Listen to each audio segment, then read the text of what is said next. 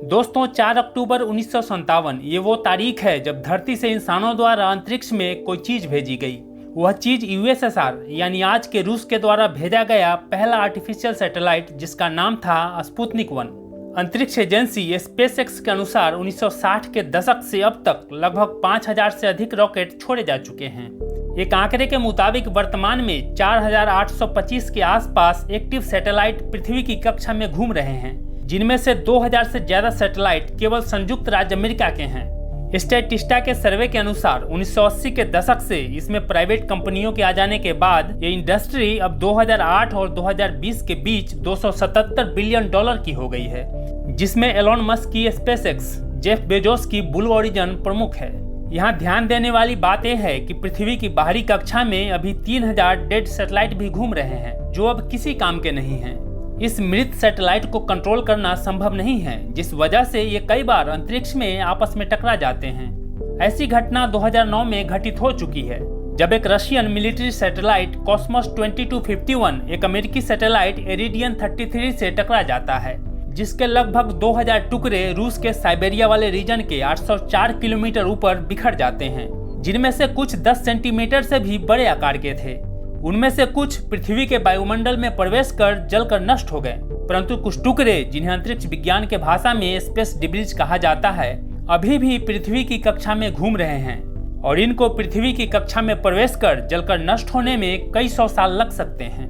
आप सोचेंगे कि ये छोटे टुकड़े क्या कर सकते हैं, तो आपको बता दें कि ये पृथ्वी की कक्षा में 5 मील प्रति सेकंड यानी 8 किलोमीटर प्रति सेकंड की गति से ट्रेवल कर रहे हैं, जो एक बुलेट की स्पीड से 10 गुना ज्यादा है।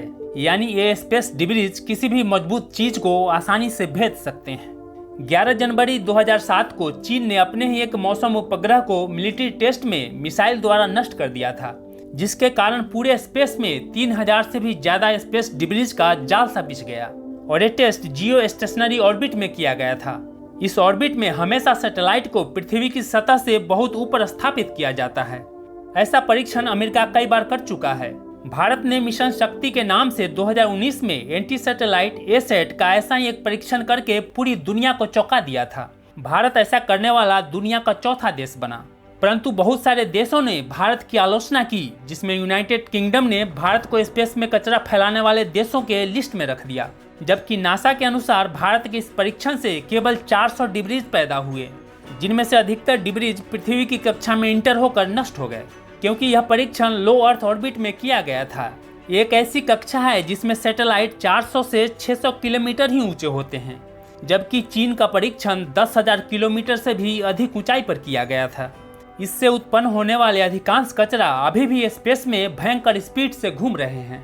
भारत द्वारा किए गए 1998 में पोखरण परीक्षण के बाद भारत पर इसी तरह प्रतिक्रिया देकर कई देशों ने बैन लगा दिया था, जिनमें US, Japan, Britain, Canada, France आदि शामिल थे, जबकि ये देश पहले ही अपने परमाणु परीक्षण कर चुके हैं।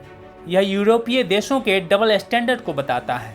इस केस में भी यही हुआ, जबकि यूएस ऐसे कई एसैट परीक्षण कर चुका है, लेकिन इस पर ये यूरोपीय देश कुछ नहीं कहते, हमेशा चुप रहते हैं। दोस्तों साल 2021 में रूस ने भी ऐसे ही मिसाइल टेस्ट से अपने उपग्रह को नष्ट किया, जो कि इतना खतरनाक था कि उससे उत्पन्न डिब्रीज ने अंतर्राष्ट्रीय स्पेस स्टेशन को नीचे गिराने की पूरी तैयारी कर ली थी। उस दिन उस पर सवार एक अंतरिक्ष यात्री लिखते हैं कि मैंने अपने जीवन के लगभग 13 साल अंतरिक्ष में जाने के लिए ट्रेनिंग किया था, और जब कॉल आया कि आपकी तरफ एक डिब्रीज का बादल आ रहा है जिससे स्टेशन हमेशा के लिए खत्म हो सकता है, मुझे वहां रहे केवल 2 दिन ही हुए थे। हम सभी अपनी स्पेसक्राफ्ट में बैठकर पृथ्वी के लिए वापस आने की तैयारी कर रहे थे। वह दिन आज भी हमें डरा देता है। हालांकि उस दिन हम बच गए, लेकिन हर बार ऐसा नहीं होगा। आपको बता दूं कि अंतर्राष्ट्रीय स्पेस स्टेशन की total cost 150 US billion dollar है और यह 2031 तक वर्किंग पोजीशन में रहेगा। अब अगर बात करें अंतरिक्ष में कचरा फैलाने वाले देशों की सूची की, तो इनमें रशिया, अमेरिका और चीन क्रमशः पहले, दूसरे और तीसरे स्थान पर हैं, जबकि भारत का स्थान छठा है। सबसे अधिक कचरा रूस के द्वारा फैलाया गया है, जिसके लगभग 7000 से अधिक पार्टिकल अंतरिक्ष में भयंकर स्पीड से घूम रहे हैं, जिससे न जाने कितने एक्टिव सैटेलाइट नष्ट होने के कगार पर हैं। सन 1978 में नासा के एक रिटायर्ड साइंटिस्ट डोनाल्ड कैसर ने इसकी भविष्यवाणी बहुत पहले कर दी थी। इतिहास में इसे कैसलर सिंड्रोम कहा जाता है उन्होंने चेतावनी देकर कहा था कि एक वक्त ऐसा आएगा कि अंतरिक्ष में डिब्रीज की संख्या बढ़ने से एक चेन रिएक्शन बन जाएगा, यानी एक खराब उपग्रह का कचरा दूसरे एक्टिव सैटेलाइट को नष्ट कर देगा और ये प्रोसेस इसी तरह चलती रहेगी और अंतरिक्ष में चारों ओर डिब्रीज का बादल छा जाएगा, जो किसी भी स्पेस स्टेशन को नीचे गिरा सकता है, किसी अंतरिक्ष यात्री के सूट में छेद कर सकता है। यूरोपीय अंतरिक्ष एजेंसी के अनुसार हर साल 200 से भी अधिक सैटेलाइट छोड़े जाते हैं। स्पेस एक्सप्लोरेशन और निजी कंपनियों के बढ़ते पर्सनल इंटरेस्ट ने इस प्रक्रिया को और तेज कर दिया है। इलॉन मस्क की कंपनी स्पेसएक्स स्टारलिंक प्रोजेक्ट के तहत पूरे ग्लोब पर इंटरनेट सेवाएं देने के लिए ऐसे हजारों सैटेलाइट की योजना बना रही है, जिसमें लगभग 3200 सैटेलाइट छोड़े जाने हैं और उसे ऐसा करने की अनुमति अमेरिकी सरकार से मिल चुकी है। इसी कतार में जेफ बेजोस की कंपनी ब्लू ओरिजिन भी है, जो ऐसी ब्रॉडबैंड सेवाएं देने की योजना के उद्देश्य से सैकड़ों सैटेलाइट छोड़ने वाली है। इसके अतिरिक्त OneWeb नामक कंपनी भी ऐसी ही प्लानिंग कर रही है। अंतरिक्ष एजेंसी ESA के अनुसार आने वाले कुछ साल में हमारी ऑर्बिट में 50,000 सैटेलाइट होंगे जो घूम रहे होंगे। अगर इनमें से एक भी सैटेलाइट टकराता है तो कैस्लर इफेक्ट की धारणा सही साबित होगी। आपको ये जानकर हैरानी होगी कि स्पेस जंक या स्पेस डिब्रीज को लेकर 1972 में एक कानून बनाया गया, जिसमें सिर्फ ये लिखा गया कि अगर किसी देश के द्वारा छोड़ा गया सैटेलाइट क्रैश होकर पृथ्वी के किसी भी कोने में गिरती है तो उसकी साफ सफाई उस उक्त देश को करनी होगी जिन्होंने सैटेलाइट छोड़ा था। हालांकि यूनाइटेड नेशंस की office of outer space affairs की कमेटी ने 2018 में बाह्य अंतरिक्ष के शांतिपूर्ण एक्सप्लोरेशन को लेकर गाइडलाइन जारी की थी, मगर ये गाइडलाइन सिर्फ पेपर पर है, कोई भी बड़ा देश इनका पालन नहीं कर रहा। नेचर एस्ट्रोनॉमी नामक जर्नल में एक रिपोर्ट छपी थी, जिसमें कहा गया कि आने वाले 10 साल में हो सकता है कि इन स्पेस डिब्रीज के जमीन पर गिरने से लोगों की मौतें देखने को मिल सकती है। संख्या कितनी होगी कहा नहीं जा सकता। ये बात सही है क्योंकि कुछ महीने पहले ऐसे टुकड़े अंतरिक्ष से पृथ्वी पर गिरे थे जिनसे किसी की भी मौत हो सकती थी। हाल में चीन के रॉकेट लॉन्ग मार्च 5B के टुकड़े अफ्रीका और ऑस्ट्रेलिया के तटों पर गिरे थे। मलेशिया, इंडोनेशिया व भारत के केरल में भी ऐसे टुकड़े देखने को मिले जो जमीन पर आकर आग के गोले की तरह गिरे थे। नासा के अनुसार वर्तमान में अंतरिक्ष में 27,000 टुकड़े हैं जिनका आकार एक सॉफ्टबॉल के बराबर है, जो हमारी ऑर्बिट में 15,000 मील प्रति घंटे की स्पीड से घूम रहे हैं। सोचिए 15,000 मील प्रति घंटा। कुछ साल पहले फ्रांस का एक सैटेलाइट ऐसी डिब्री की चपेट में आने से नष्ट हो गया था। नासा के अनुसार इंटरनेशनल स्पेस स्टेशन 1999 से अब तक 25 बार किसी डिब्री से टकराने से बचा है। हाल ही में दुनिया के सबसे शक्तिशाली टेलीस्कोप जेम्स वेब टेलीस्कोप की सोलर प्लेट में छेद हो गया था। माना गया कि ये कोई टूटे सैटेलाइट का टुकड़ा था जो टकराया होगा। यूरोपीय स्पेस एजेंसी ESA के अनुसार वर्तमान में पृथ्वी की लो अर्थ ऑर्बिट में लगभग 10,000 टन ऑब्जेक्ट घूम रहे हैं। ये केवल बाह्य अंतरिक्ष के लिए ही नहीं बल्कि हमारे धरती के लिए भी खतरनाक है। वर्ल्ड इकोनॉमिक फोरम के रिपोर्ट के अनुसार एक 10 सेंटीमीटर का एक टुकड़ा 6 किलो डायनामाइट की शक्ति का विस्फोट करने की क्षमता रखता है। प्रसिद्ध अर्थ ऑर्गेनाइजेशन के अनुसार रूस के प्रोटॉन रॉकेट क्रैश होकर एक बार कजाकिस्तान वाले इलाके में गिरे थे।